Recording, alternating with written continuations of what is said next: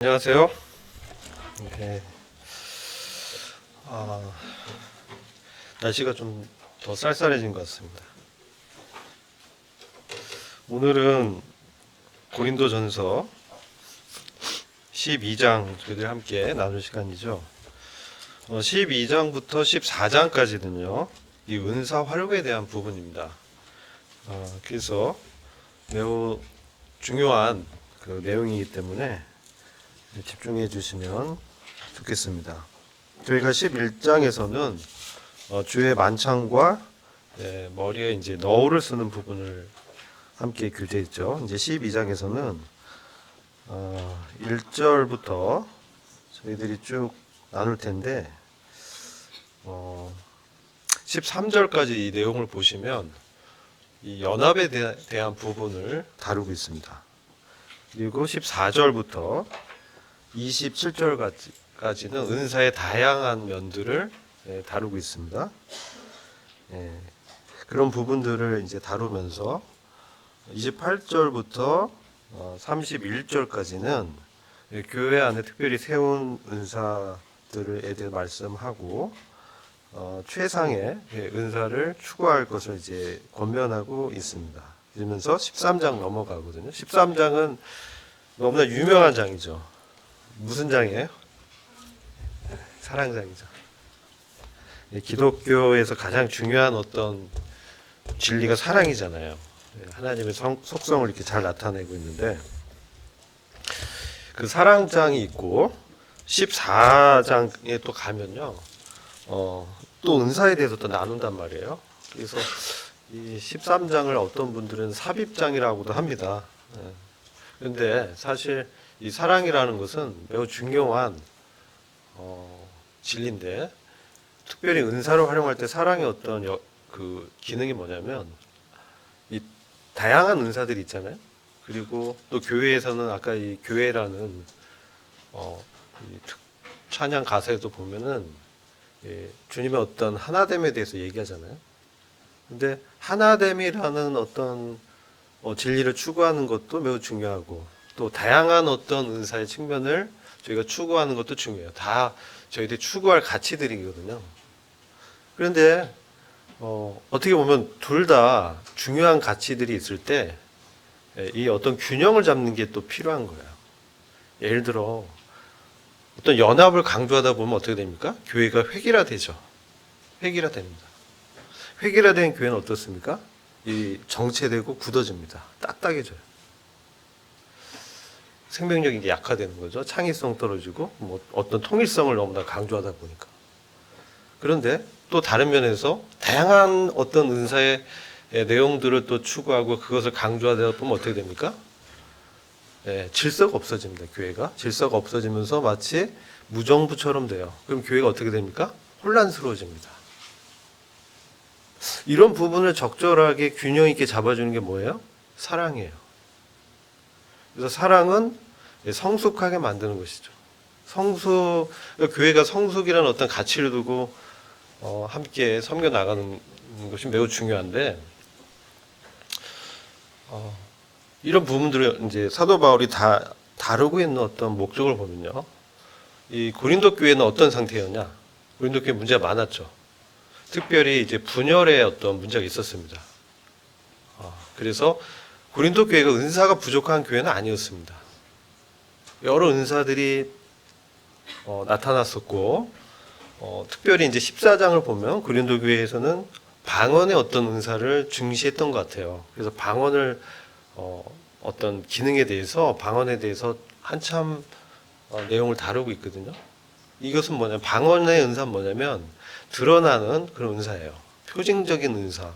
그래서 방언을 하게 되면 사람들이 집중되고 뭔가 이제 하나님의 역사가 있는 것 같이 이제 보여지는데, 문제는 뭐였냐면 무슨 말 하는지 모른다는 거죠.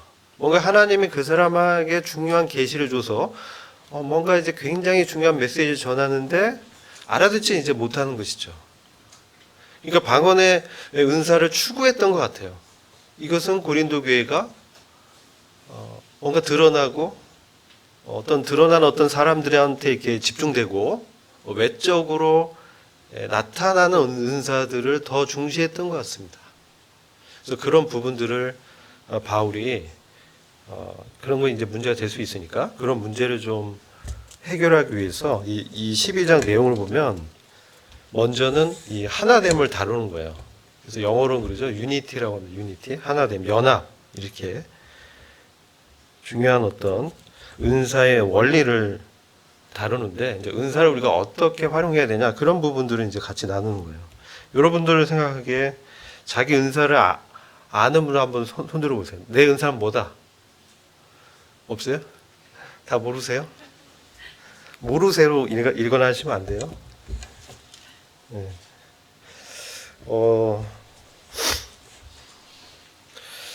고린도전서 12장과 에베소서 4장과 로마서 12장에서 걸쳐서 은사들을 다루고 있습니다. 근데 이게 총 보면 19개의 은사를 다루고 있어요. 다루고 있는데 은사에 대해서 저는 에베소서 4장 말씀이 제일 좀 교리적으로 중요한 부분이라고 보고 있어요. 그래서 은사의 어떤 목적이 뭐냐 이것을 먼저 우리가 짚어보고 고린도전서 12장 나누면 도움이 될 것 같아요. 그래서 먼저는 에베소서 4장 말씀을 잠시 같이 보시겠습니다. 에베소 4장 사실 이제 11절부터 16절까지 말씀을 이렇게 보시면요. 제가 이제 이거 흠정역인데 뭐 개역 성경하고 같이 비교해서 보면 좋아요. 성경 여러 번역 보는 게 도움이 좀 됩니다. 그가 어떤 사람들은 사도로, 어떤 사람들은 선지자로, 어떤 사람들은 복음 전도자로, 어떤 사람들은 목사 교사로 주셨으니 이 목사 교사는 하나의 단어예요. 그래서 네 가지 은사를 얘기하는데 이거 엄밀히 얘기하면 은사를 얘기한 게 아니죠. 이게 뭐냐면 사람을 얘기한 거예요. 그래서 사도라는 어떤 사람, 그렇죠? 선지자, 뭐 예언자라는 사람, 복음 전도자, 그다음 목사, 교사, 이 사람을 주셨다는 거예요. 교회에 은사를 가진 몇 사람들을 주셨다. 여기서 교회는 우리가 이렇게 이해하셔야 돼요. 지역 교회일 수도 있지만 기본적으로는 우주적인 몸된 교회를 말씀하는 거예요. 근데 이 은사를 주신 목적은 12절 보면 분명히 말씀하고 있어요. 은사 있는 사람들 주신 것은 그 사람을 뭐 존중해야죠. 존중하는데 그 사람을 경배하거나 그 사람을 추종하거나 그 사람을 예배하거나 뭐 이런 게 아니고 그 사람 높이거나 그런 것이 아니고 왜 하나님께서 은사 있는 사람들을 교회에 주셨냐? 특별히 네 종류 이제 은사자 얘기하시죠. 근데 이 성도들을 온전케 한다는 거예요. 먼저는 그리고 섬기는 일을 하게 하고 그리스도의 몸을 세우게 한다. 이게 이제 목적이죠. 성도를 온전케 한다는 뭐냐면 성도들을 성장시킨다. 성숙시킨다. 자라게 한다. 그래서 고린도전서에 가서 보면은 바울은 뭡니까? 씨를 뿌렸어. 그렇죠? 근데 아볼로라는 사람은 물을 줬다고 그래요. 그죠? 씨는 뭐예요? 복음의 씨를 사도 바울이 증거했어요. 복음 전도자 역할을 했다는 거예요. 근데 아볼로는 어떤 역할을 했냐? 물을 줬다는 건 자라게 하는 어떤 가르침, 그죠? 생활의 어떤 원리, 교리들을 이렇게 나눠줬다는 거죠. 설명해줬다는 것이죠. 이 두 은사가 이제 역사했는데 이것은 성도들이 주님을 섬길 수 있도록 그 섬기는 일을 할 수 있도록 성장시키는 어떤 목적을 갖고 주님이 이렇게 주셨다는 거예요. 그래서 결국은 그리스도 몸을 세우게 한다. 이게 덕을 세운다고 얘기합니다. 몸을 세운다. 그래서 우리가 몸의 기능 아는 거 매우 중요하죠. 우리가 우리 신체에 보면 뭐 눈의 기능, 코, 뭐 귀의 기능, 입 이런 기능들이 있어요. 그래서 우리가 자라가면서 어린아이들은 이게 잘 기능 모르죠. 근데 어른이 돼갈수록 내 신체에 어떤 기능에 뭐 이상이 있다. 우리 건강검진 하잖아요. 그죠? 건강검진 체크업하면서 뭐 어디가 좀 잘못됐네? 여기를 좀 더 보충하고 약을 먹거나 운동을 하고 그죠? 뭐 혈압이 좀 올라갔어요. 그러면 어떻게 해야 돼요? 비만이네. 뭐 그래서 운동 다이어트도 하고 그죠? 약도 필요하면 먹고 이게 뭐냐면 성장하는 과정에서 몸에 필요한 것들을 기능을 이제 아는 이런 것이 뭡니까? 어떤 영적 성숙의 척도가 될 수 있어요. 그래서 이런 몸을 잘 세우는 목적에서 은사자가 주어졌다. 고린도전서 12장은 에베소 4장의 은사자들, 사람을 세우는 분 나눈 반면에 고린도전서 12장은 은사들을 나눴어요. 은사의 종류들을. 그래서 결국 그 그리스도의 몸을 세운다는 게 뭐냐? 그 의미를 에베소 4장 13절에는 이렇게 말씀합니다. 우리 모두가 믿음이 하나 되고, 그렇죠? 믿음이 하나 되고, 획일하다는 믿음을 얘기하는 게 아니에요. 믿음 뭡니까? 우리가 주님을 의지하는 거. 어떤 믿음의 대상이 있죠. 근데 그것이 어떤 하나의 어떤 가치를 두고 연합한다는 것이죠. 하나님을 아는 그 아들을 아는 지식이 또 하나 되는 거. 그러니까 주님에 대해서 주님 어떤 분이다. 매우 중요하죠. 성경에 제일 중요한 인물이 누구예요? 그리스도잖아요. 그럼 주님에 대해서 잘 알아야 되죠. 주님의 신성, 주님의 인성, 주님의 어떤 성품, 주님 왜 이렇게 하셨을까? 주님 왜 십자가에 죽으셨을까? 이런 것들. 왜 주님은 나사렛에 이 가나안 지역에 오셨을까? 그렇죠? 헤롯의 아들로 태어났으면 얼마나 더 좋았을까? 뭐 이렇다든지. 그런 어떤 주님에 대한 지식을 우리가 잘 알아야 됩니다.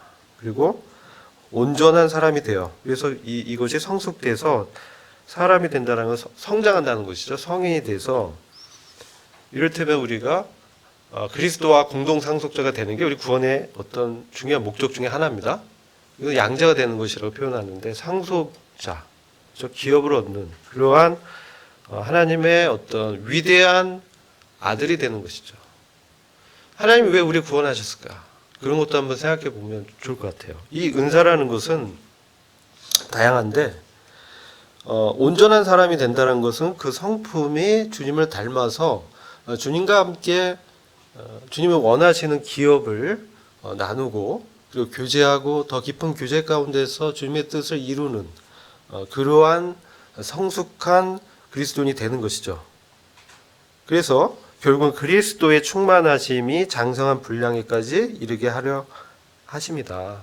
그리스도의 충만함이 있습니다. 이 충만하다라는 것은 뭐 여러 가지 의미가 있겠지만 우리가 예를 들어 물병을 이렇게 물로 채운다고 했을 때 성령 충만이란 뭡니까? 물을 채우는 것처럼 물병 꽉 채우는 거잖아요. 그리스도의 충만하심. 이렇게 하면 그리스도로 꽉 찬 거. 그렇죠? 그리스도의 어떠하심으로 꽉 찬 거. 그리스도는 충만하신 분인데 뭘로 충만하셨을까? 하나님으로 충만하셨겠죠. 또 성령님으로 또 충만하셨고 뭐 그런 내용을 우리가 알 수가 있어요. 그래서 그리스도의 충만하심이 이제 장성한 분량에 이른다. 우리는 이제 믿음의 성장을 결국 그리스도의 수준까지 자라가는 것인데 우리 평생의 신앙의 목적이기도 합니다. 그래서 은사를 주신 것은 결국 주님을 잘 알고 하나된 마음으로 몸된 교회를 세워가기 위한 목적으로 은사를 주셨다. 자, 이게 이제 은사의 목적입니다. 이걸 우리가 먼저 알고 고린도전서 12장으로 이제 다시 본문으로 돌아와서 같이 보시겠습니다. 1절 보시면 나는 너희가 영적 신령한 은사들에 관해 무지하기를 원치 아니하노라. 이게 매우 중요한 지식이라는 것이죠. 그래서 신령한 은사들, 이것은 하나님이 그 성령을 통해서 우리에게 주는 그러한 선물, 은사라는 것이죠. 우리가 이전에 구원받기 전에 이방인으로 있을 때는 우상 숭배하는 자였다라고 말씀하고 있어요. 2절 보면. 그래서 우리도 주님을 만나기 전에는 이 세상의 가치를 추구했던 세상에 어떤 가치가 있죠. 뭐 출세하고 성공하고 명예를 얻고 이름을 날리고 그렇죠? 호랑이는 뭘 남겨요? 가족 남기고 사람 뭘 남긴다고 그래요? 이름 남긴다 그러잖아요. 우리나라 옛날 속담 보면 그래서 이렇게 어떤 명예를 얻는 어떤 세상의 어떤 가치를 추구했다. 이런 것들은 하나님을 대체한 어떤 가치입니다. 오늘날 우상은 뭡니까? 하나님보다 우선되는 어떤 가치. 이것을 추구하는 게 우상 숭배입니다. 우리도 구원받기 전에 이방인이었을 때 이런 우상들을 추구하는 그런 가치에 빠져 있었다. 이 고린도 교회 사람도 그랬어요. 그래서 이때는 그 하나님의 성령이 아닌 이 세상의 영, 이 세상의 영은 어떤 영입니까? 네, 마귀의 영입니다. 마귀의 영, 악한 영. 그래서 결국은 여러분들이 지금 20대, 30대 초반 이런 나이대에 아직 이제 우리말로는 세상을 아직 잘 모르는 제가 50대 중반에 제가 봤을 땐 여러분보다 한 세대를 더 살다 보니까 이 세상의 어떤 찌든 것도 더 많이 경험하고, 그죠? 죄도 더 많이 져보고, 여러 가치들에 대해서 더 보게 되고, 여러분들 같이 이제 순수한 이 청년의 시기에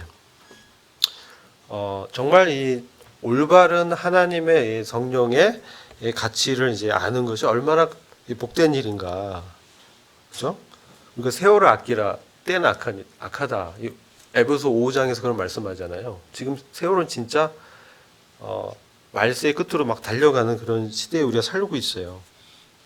그래서 이 2절과 3절을 보면 이 세상의 영, 이방인들을 지배하는 이 공중권세 잡은 자인 사탄, 세상신, 이 어떤 가치는 어떤 정욕적인 거, 또 자기가 옳다라는 어떤 자기의 의의 기준을 드러내는 거, 선악의 기준이 자기한테 있다 보니까 자기의 어떤 판단에서 본인이 생각하는 그런 기준으로 사는 것이죠.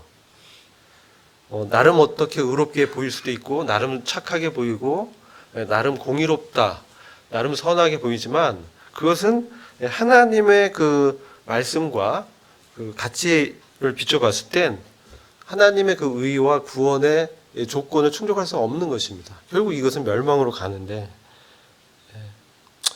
그런 상태에 있는 정말 불쌍한 저주 아래에 있는, 하나님 진노 아래에 있는 불쌍한 영혼들을 우리 주님께서 구원하시기 위해서 십자가에 죽으셨잖아요. 우리는 다 알고 있습니다. 근데 세상 사람들은 이런 사실을 한낱 신화적인 어떤 4대 성인 중에 한 인물, 나사렛 지역의 예수라는 성인의 그냥 한 이야기로만 알고 있죠. 그 예수가 부활하시고 하나님의 아들로 입증되시고 승천하셔서 오늘날 저희에게 성령을 주셔서 우리가 교회를 섬기게 하고 이 몸의 기능을 담당할 수 있도록 하셨다는 이런 것들에 대해서 무지합니다. 오히려 예수는 저주받았다 이렇게 하는 거죠. 예수는 그냥 사람에 불과하다, 저주받았다. 그래서 이 당시에 예수를 주라고, 이것은 큐리오스라는 원어입니다. 헬라로 큐리오스. 예수를 큐리오스라고 말할 수 없다라는 거죠. 이방인들은. 지금도 마찬가지잖아요. 큐리오스는 어떤 의미냐면 통치자, 왕이란 뜻이에요. 주관자, 이 우주와 이 세계 역사를 주관하는 하나님을 말씀하는 거예요. 사실은 신적인 존재입니다. 그걸 큐리오스라고 부릅니다. 그래서 예수를 그러한 신적인 통치자요 왕이요 하나님이라고 말할 수가 없는 것이죠. 왜? 예수는 그들이 믿기에는 십자가에서 죽은 실패한 지도자일 뿐, 4대 성인의 한 명이었으나 그냥 33세 정도의 십자가형에 처해서 비참하게 죽었다. 그런 정도로 알고 있습니다. 절대로 예수를 주라고 말할 수 없는 것이죠. 오늘날도 동일합니다. 우리 신앙의 근본이 뭡니까?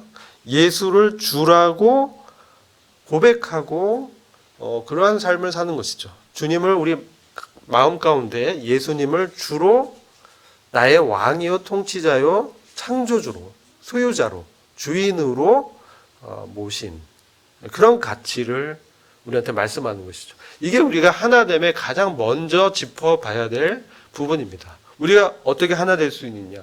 우리의 주가 바로 예수 그리스도라는 것이죠. 한 주를 우리가 영접한 그러한 사람들이기 때문에 우리는 연합할 수 있다. 우리 주가 다르다면, 그죠? 연합할 수 없어요. 근데 우리의 주가 같은 예수 그리스도이기 때문에 우리는 연합할 수 있다라는 것을 말씀합니다.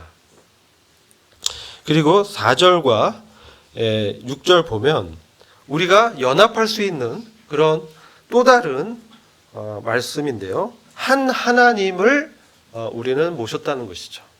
그래서 삼위일체 하나님을 말씀하는데 이 다양한 은사들을 주신 성령님은 한 성령님이다, 동일하다. 우리에게 은사를 부여하신 그분은 바로 동일한 성령님이 우리 각자에게 그분이 원하시는 뜻과 계획대로 은사 주셨다는 거예요. 그래서 우리는 그분의 어떤 주권적인 계획에 따라 받은 은사이기 때문에 누가 더 우등하고 누가 더 열등하다 이렇게 얘기할 수가 없죠. 사실 주님이 그렇게 성령을 통해 주셨기 때문에 사실 동등한 겁니다. 그죠? 그래서 드러나는 은사를 고린도 교인들이 추구했지만 사실 보이지 않는 섬김의 봉사의 은사나 드러나는 그런 표징적인 기적 같은 은사를 행한 사람이나 그것을 주신 성령은 동일한 분이기 때문에 그 가치가 동일하다는 거예요. 다만 그 역할과 이런 어떤 기능이 다를 뿐입니다. 왜 은사를 주셨느냐? 그것은 몸으로서 어떤 기능을 하기 위해서, 다른 말로는 뭐라고 하냐면 사역을 하기 위해서, 사역이라고 합니다. 사역. 서비스라고도 하지만 미니스트리라고도 하죠. 주님이 맡기신 어떤 일을 감당하기 위해서 우리에게 은사를 주신 겁니다. 그래서 이 몸도요, 각자 우리가 눈이 없으면 볼 수 없잖아요. 그죠? 예. 코가 없으면 어때요? 냄새 맡을 수 없고, 손이 없으면 어떻게 해요? 손으로 어떤 작업을 못하죠. 발이 없으면 갈 수가 없습니다. 그래서 손이 발에게 너는 내 발이 아니야 할 수 없다는 거죠. 발이 있기 때문에 손의 작업이 필요한 장소에 갈 수 있잖아요. 이걸 뭐라고 해요? 상호 의존적 관계라고 하는 거예요. 다양한 은사가 왜 필요하냐? 이 몸이 어떤 하나님이 맡기신 사명, 특별히 교회 안에서 맡긴 일들을 감당하기 위해서 서로가 필요한 존재라는 것이죠. 여기는 무엇이 더 뛰어나고 무엇이 더 열등하다 이 가치가 없어요. 사실 사람의 어떤 관점에서 고린도 교인들이 그렇게 생각했지만 하나님은 그것을 동일하다고 보시는 거예요. 자기가 맡은 어떤 달란트와 은사와 직임에 따라서 그 기능을 하도록 하나님이 정하셨다는 거예요.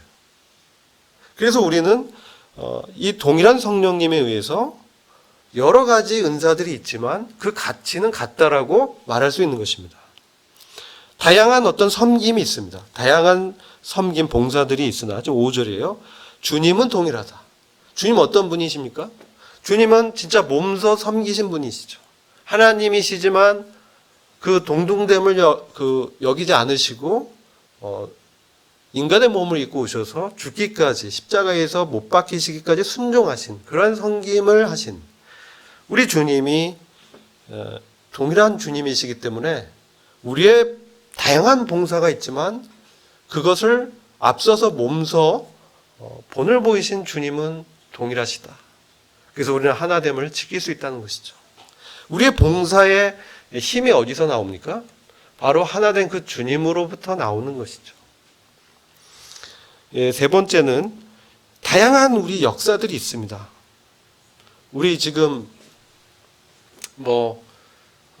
이 밖에 나가면 굉장히 복잡합니다.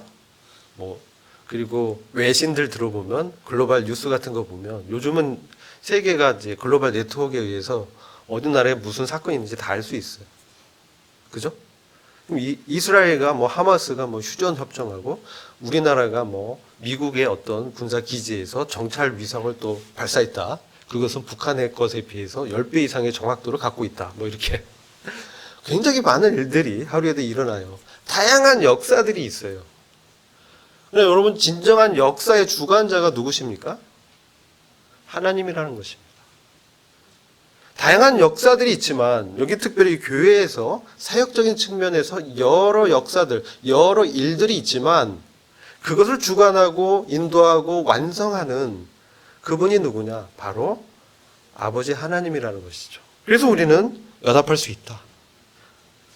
그것을 지금 말씀하는데 특별히 이 하나님은 모든 것 안에서 모든 것을 역사하시는 하나님은 동일하다라고 말씀합니다.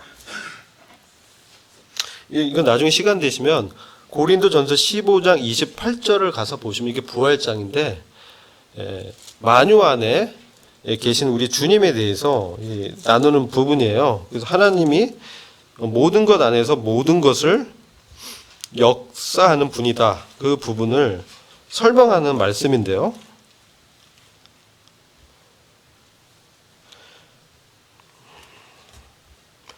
만물이 그분께 복종할 때 그 아들 자신도 만물을 자기에게 복종케 하신 그분께, 즉 아버지 하나님께 복종하시리니 이는 하나님께서 만물 안에서 모든 것이 되시려 하심이라. 만유 안에서, 존재하는 모든 것 안에서 그들의 모든 것이 된다는 것은 어떤 의미입니까? 다양한 역사들을 지금 일어나고 있는데, 이 다양한 역사들 안에서 이 모든 만물 가운데서 그 안에서 모든 것이 되시는 하나님은 동일하다는 거죠. 결국은 하나님이 알파 오메가로 그래서 주관하시는 그 주권이 하나님께 있다는 것이죠. 그래서 우리는 하나됨을 지킬 수 있다는 거예요. 그런데 이 두 번째 이제 우리가 하나 될 수 있는, 연합할 수 있는 중요한 말씀이죠. 이러한 특별히 각인에게 성령의 나타나심을 주신 것, 은사를 주시고 역사를 나타낼 수 있도록 힘을 주시고 섬길 수 있도록 하는, 이것은 뭐냐? 유익을 위함이다. 누구의 유익이냐? 내 개인적 유익을 초월한 몸된 교회, 우주적인 몸된 교회의 유익을 위한 거라는 거예요. 이건 결국 하나님의 영광을 위하도록 되어 있는 것이죠. 그리고 이제 8절부터 여러 은사를 종류를 말씀합니다. 지혜의 말씀도 있고 지식의 말씀도 있습니다. 이것은 하나님의 말씀을 어떤 상황과 정황에 따라 적용할 수 있는 것을 지혜라고 합니다. 그죠? 지식은 뭡니까? 우리 주님에 대해서 그분의 어떠함을 말씀의 깊이를 통해서 설명해 주고 전달할 수 있는 그러한 은사입니다. 그리고 병 고치는 거, 이건 실제 이제 병을 완치하는 신유의 은사입니다. 오늘날은 이게 약화됐다, 제한적으로 나타난다, 이렇게 볼 수가 있죠. 그리고 기적을 행하는, 정말 놀라운 기적을 행한 어떤 은사도 있었고요. 또 예언하는 은사. 예언은 뭡니까? 미래에 있을 일을 미리 말할 수 있는 그 계시를 받아서 그러한 은사도 있고, 하나님의 말씀을 대언하는 은사도 예언이라고 합니다. 또 영의 분별함. 이게 이단이냐 아니냐, 이게 성경적이다, 이게 좀 사단적이다, 이런 것들을 분별할 수 있는 것, 특별히 말씀 안에서 그들의 가르침을 통해서 분별할 수 있는 은사가 있습니다. 또 방언, 실제로 외국어를 말해서 복음을 외국어로 전달하는, 그래서 자기는 그 지역의 언어를 모르지만 하나님 특별히 그를 통해서 복음이나 하나님의 말씀을 외국어로 이렇게 말을 할 수 있는 은사가 방언의 은사입니다. 또 그것을 통역하는 은사가 있습니다. 이러한 은사를 주셔서 주님이 원하시는 대로 성령님의 어떤 뜻대로 각 사람에게 주셨다. 이건 이제 은사의 어떤 기원에 대해서 우리가 좀 보게 됐습니다. 이제 12절 보면 세 번째, 우리가 하나됨을 지킬 수 있는 또 다른 그 부분이 우리가 한 몸으로 부름을 받았다는 거예요. 우리가 한 몸 된 교회를 이루고 있는 그 지체들로 하나님께서 부르셨다는 겁니다. 그래서 우리가 연합할 수 있는 거예요. 여러분들이 이제 대학로 교회라는 이 교회를 어떻게 인식해야 됩니까? 뭐 어떤 미션 철치, 로컬 철치 뭐 이렇게 얘기합니다. 근데 사실은요, 우주적인 유니버셜 철치, 그리스도의 몸을 이루는 우주적인 몸된 교회가 이 해화동 지역에 나타난 것이 대학로 교회입니다. 원리적으로 그래요. 그래서 그럼 뭘 나타내냐? 그리스도를 나타내는 것이죠. 그래서 여기 모였어요, 우리가 구성원이. 대학로에 살지 않지만 일단 우리가 이 예배당에 거점을 두고 이제 모이고 있어요. 이것이 이제 교회입니다. 물론 근처에 살면 더욱 좋겠지만 많은 분들이 원거리에서 이제 오고 계시지만 이렇게 한 몸으로 우리가 부름을 받았다는 것이죠. 그래서 우리는 그 주님의 부르심에 응답하면서 하나됨을 지킬 수 있다. 그리고 13절 보면 유대인이나 이방인, 종이나 자유나 한 성령에 의해서 한 성령으로, 동일한 성령으로 모두가 한 몸 안으로 한 침례를 받았다. 우리가 한 침례를 받았다라는 사실이 그리스도의 죽음에 우리가 같이 동일시 여겨져서 주님이 죽으실 때 십자가에서 함께 죽었다라는 사실, 또한 죽음 이후에 뭐가 있습니까? 함께 다시 일어났다는 부활의 사실을 공유하고 같이 믿고 있죠. 그래서 한 침례를 받았다. 그래서 우리는 뭡니까? 하나된, 연합된 교회의 구성원이다. 이렇게 해화동 대학로 예배당에, 교회 예배당에 모인 한 지체라는 것이죠. 그래서 13절 보면 또 모두가 한 성령 안으로 마시게 되었다. 이것은 저희가 분별하는 게 성만찬을 함께 나누는 것으로 분별이 됩니다. 그래서 우리가 한 그 만찬에 참여하고 있다는 것이죠. 이게 바로 굉장한 우리가 하나된, 연합된, 주님 안에서 연합된 지체라는 것을 증명하고 있고 보여주고 있는 것이죠. 이제 14절부터는 다양성에 대해서 말씀하면서 왜 이렇게 다양한 은사가 필요하냐? 아까 이제 다 말씀은 드렸습니다. 정리하면 왜 다양한 은사를 주셨냐? 몸이 다양하게 주님의 사명을, 기능을 감당할 수 있도록 은사를 다양하게 주셨어요.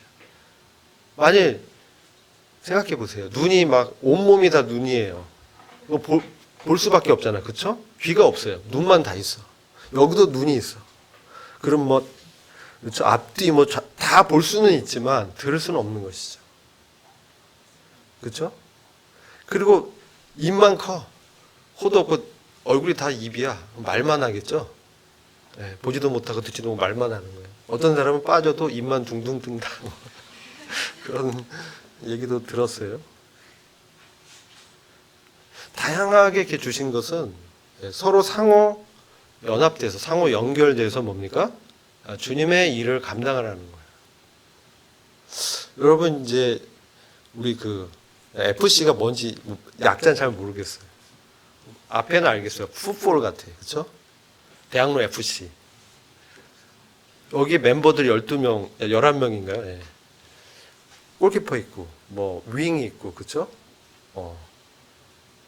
그, 라이트 윙, 뭐, 레프트 윙, 뭐, 스트라이커 있고, 뭐, 다 포지션 있어. 그죠? 다 그 역할이 있는 거예요. 그 한 사람 빠져봐요. 얼마나 힘들어요. 10명이 뛰어봐요. 힘들죠? 퇴장당했어. 반칙하다가. 그럼 집니다, 경기에. 한 명 빠지면 엄청나게 힘들죠.